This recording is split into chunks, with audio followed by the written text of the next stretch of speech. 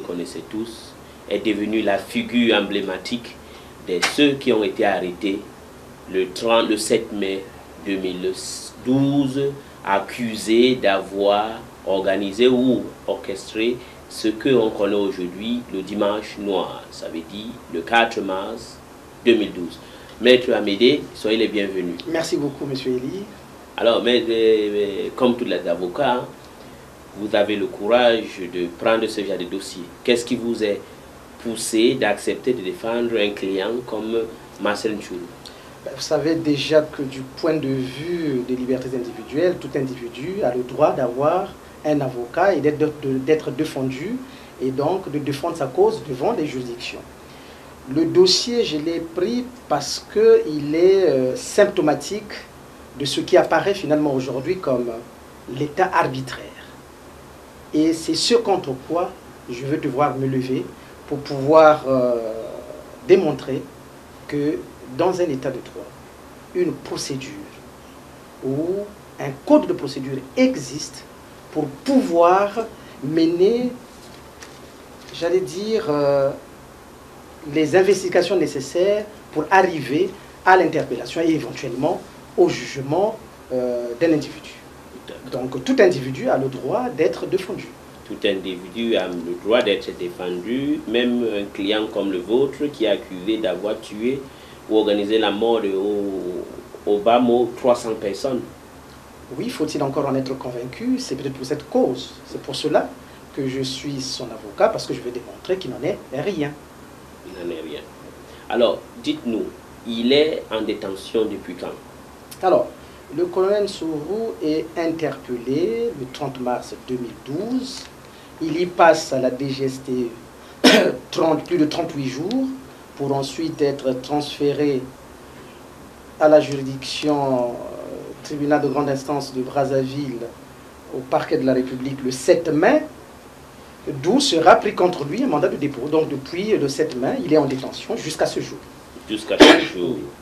Et est-ce que vous avez eu l'occasion d'aller le rencontrer, de discuter avec lui? Oui, je ne fais que ça d'ailleurs. Hein. Je le rencontre quasiment tous les jours. En tout cas, un jour sur deux. Et quand vous le voyez, est-ce que vous voyez en lui comme un innocent ou un dangereux criminel qui a tué ou causé la mort de 300 Congolais? Évidemment, je plaide pour ma paroisse. Vous direz que c'est son avocat, c'est normal qu'il le dise. Je ne le vois que comme un présumé innocent. Un présumé innocent. Un présumé innocent. Dites-nous un peu passé dans ce genre de situation. Je comprends que vous êtes avocat, vous avez été normal que vous défendez votre client. Pour les téléspectateurs qui nous suivent, est-ce que vous pouvez revenir un peu sur les conditions de son arrestation?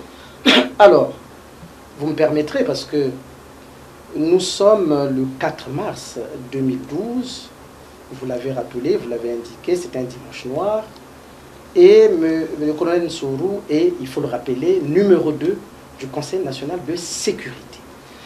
Et donc, en tant que numéro 2 du Conseil national de sécurité, vous excuserez l'expression que je vais utiliser, c'est le chien de chasse des informations sur l'ensemble du territoire, aussi bien extérieur qu'interne. Donc, il a un rôle éminemment important. Et rien ne doit lui échapper. Donc voilà que le 4 mars, il y a ces événements-là. Il est tout à fait normal et même judicieux que celui-ci ait à rechercher les informations, c'est-à-dire ce qui s'est passé pour que les casernes de Pilat explosent le 4 mars 2012.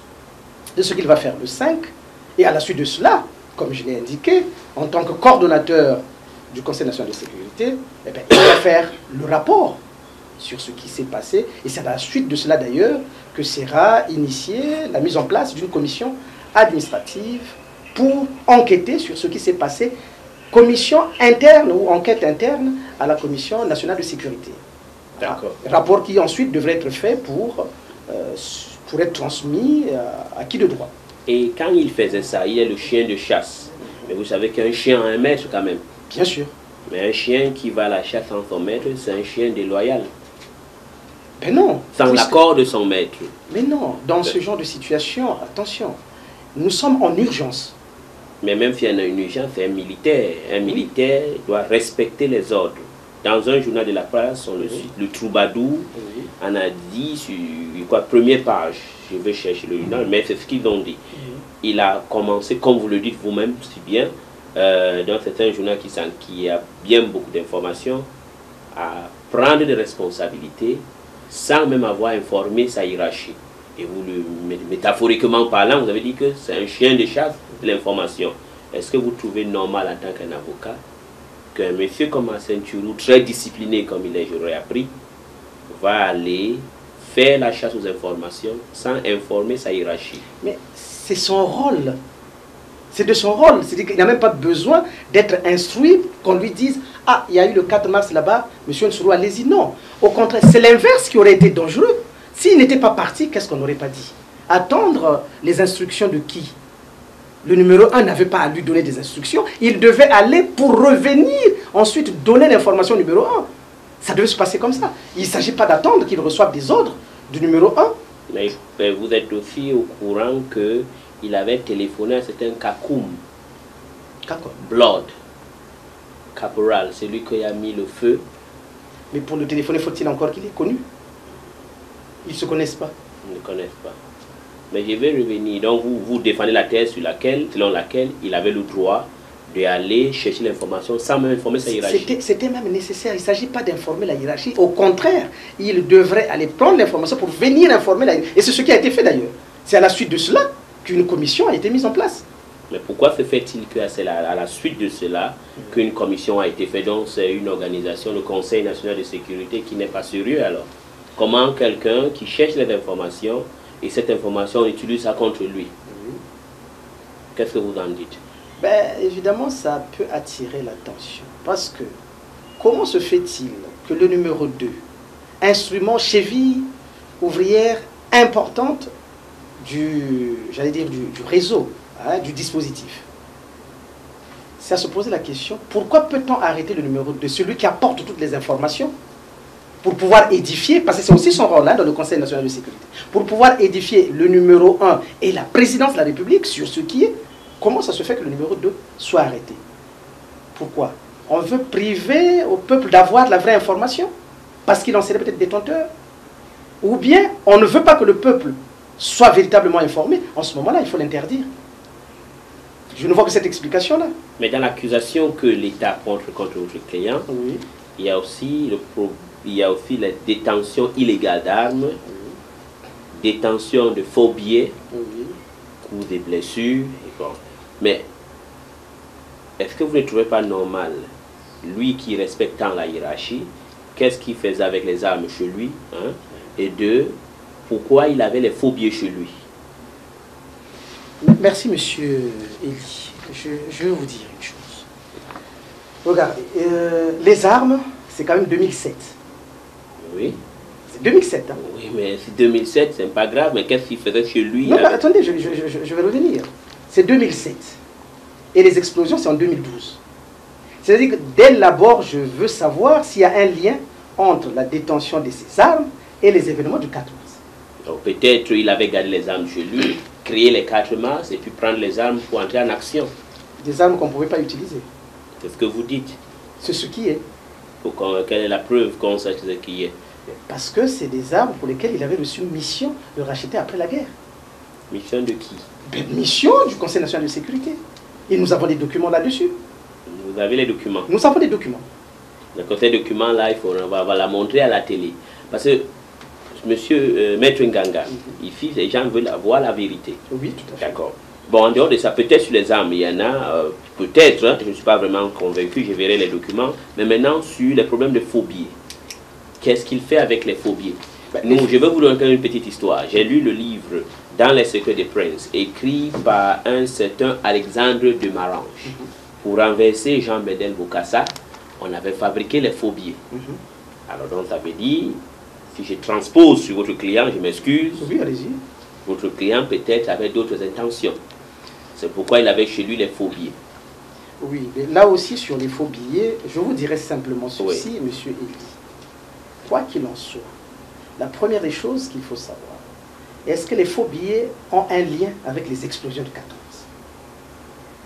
Moi, je veux bien. C'est que si nous devons être rationnels, hein, que cette infraction existe ou n'existe pas, moi, mon questionnement, c'est quelle est la relation entre les faux billets et les explosions du 4 mars? Oui. Et les faux billets qui remontent aussi à 2006-2007. Mais qu'à cela ne tienne, M. Elie, oui. Qu'à cela ne tienne. Cette infraction, et vous l'avez compris, n'a aucun lien avec les explosions du 4 mars. Mais là aussi, nous avons des documents. Et point n'est besoin même d'ailleurs que je parle des documents parce que le conseiller spécial, Jean-Dominique Oké, qui a été entendu devant le juge, par le juge d'instruction, a clairement dit et expressement dit que les faux billets avaient été remis à la piscine de la présidence, au colonel Nsourou, aux fins d'enquête. Et l'enquête a été menée, rapport a été fait. Excusez-moi, parce que pour les téléspectateurs qui vous suivent, ils aimaient un peu savoir. La piscine, c'est tout, la piscine de la présidence. La piscine de la présidence, c'est ce qui a été dit. Voilà, qui a remis les faux billets à qui? Les faux billets ont été remis par le conseil spécial, qui certainement les a reçus de la présidence. Bon, on lui est remis à votre client. À mon client. Pour qu'il fasse quoi avec? Pour qu'il fasse une enquête, parce que il me semble qu'il y avait des faux billets qui circulaient dans la ville et on voulait savoir d'où ça venait. Et donc. Et c'était en quelle année ça? Nous sommes autour de 2006-2007, 2008 par là. Donc vous pensez donc que le Conseil national de sécurité, son numéro 2 ou son numéro 1, ont des mémoires sélectives alors? Ils remettent les faux billets pour besoin d'enquête et maintenant ils le mettent sur le dos de votre client. Alors, je ne pense pas qu'ils aient une mémoire sélective, je ne pense pas qu'ils aient une mémoire sélective, excusez-moi. Le conseiller spécial, en le disant devant le juge d'instruction, il s'est bien souvenu que c'est à côté de la piscine de la présidence qu'ils avaient remis ces documents, ces faux billets pour une enquête. Et l'enquête a abouti d'ailleurs puisqu'un rapport a été fait. Et est-ce qu'on peut savoir, ça va aboutir, les faux billets sortaient d'où? Ah, ça, c'est secret. Il faut le dire, parce que maintenant c'est vous qu'on accuse d'être des fabricants, en tout cas votre client d'être un fabricant de faux billets pour déstabiliser le pays et le gouvernement. Non, si mon client en était l'auteur, vous pensez que de 2007 jusqu'à maintenant, on aurait attendu pour cela de l'arrêter? Si on était l'auteur. Peut-être on attendait le moment propice pour lui arrêter la main dans le sac. Donc on savait qu'il y aurait le 4 mars. Ce n'est pas ce que je suis en train de dire. C'est ce que je semblais comprendre. C'est ce que vous semblez comprendre. Mais je reviens. Il y a eu une enquête sur les faux billets donnés à la... Non, il n'y en a pas eu. Ah non, monsieur, non, il n'y a jamais eu d'enquête. Il n'y a jamais eu d'enquête, d'accord. Attention, il y a eu des faux billets qui ont circulé. Oui. D'accord. Et le Conseil national de sécurité a estimé qu'il fallait donner mission au colonel Nsourou pour pouvoir enquêter sur ces faux billets. Oui. Et un rapport a été fait. Et ça s'est arrêté. Il n'y a pas eu d'autres instructions que je sache que le colonel Nsourou aurait eu à la suite de cela. Donc c'est un rapport qui a été fait pour la provenance de ce faux billet, n'est-ce pas? Voilà. Et est-ce que votre client ne vous a pas dit, par exemple, que le faux billet venait de telle personne ou de telle personne? Non, il ne l'a pas dit expressement, mais le rapport contient des noms. Alors quel nom, par exemple? Ah, je ne saurais vous le dire. Non, il faut le dire, parce que si vous ne le dites pas, on va toujours dire que c'est lui. Non, le moment venu, devant le juge, nous les sortirons. Alors vous entendez faire ce que sa dame a dit hier, sa femme, qu'il y aura un déballage? Oh, un déballage, ça dépend, puisque pour l'instant, je ne suis pas sûr qu'il y ait un procès. Donc, vous gardez le meilleur pour la suite? Bien sûr. Mais maintenant, parlons des armes. Est-ce que vous trouvez normal un colonel de son état garder beaucoup des armes chez lui? On n'est pas en période de guerre, monsieur. Est-ce qu'on est en période de guerre? Non, on n'est pas en période de guerre. Mais là aussi, tout ceci, il faut le savoir.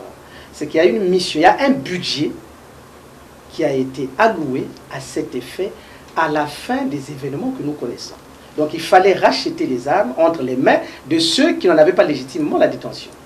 Donc il fallait racheter pour ensuite les mettre à l'abri. Et c'est ce qui a été fait. La gendarmerie avait cette mission, le colonel Nsourou en tant que numéro 2 avait cette mission, et les armes étaient achetées avec l'argent du trésor. Oui, vous mettez à l'abri.